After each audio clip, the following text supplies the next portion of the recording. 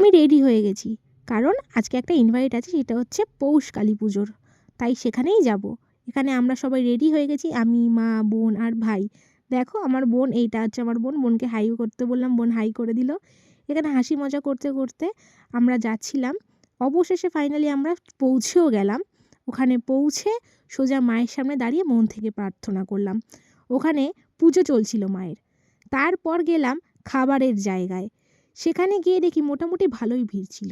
অবশেষে খেতে বসলাম, আর প্লেটে যা যা পেলাম, পোলাও, ফুলকপির রোস্ট, দারুণ লাগছিল। বাট ফুলকপি খেতে খেতে এলা হয়ে গেছিলাম, তাই আর ভালো লাগছিল না ফুলকপিটা। তাও ঠিক আছে, চলো, ভালোই রান্নাবান্না হয়েছে। তারপর এলো কাশ্মীরি আলুর দম। উফ, যা লেগেছিল না, ঝাল ঝাল, তার সাথে আবার পোলাওয়ের সাথে একেবারে পুরো জমে যাচ্ছিল।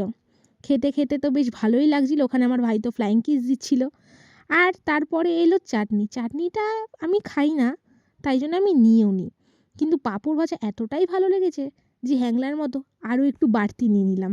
ব্যাস, তারপর সবার শেষে এলো শীতের রাতে যে নলেন গুড়ের রসগোল্লা। এটার জন্যই তো বাঙালি ওয়েট করে থাকে, কি তাই না? তো তারপরে মিষ্টি থেকে ভালো করে রস ছড়িয়ে মিষ্টিটা টক টক করে মুখে পুরে নিলাম। এক কথায় অসাধারণ ছিল মিষ্টিটা।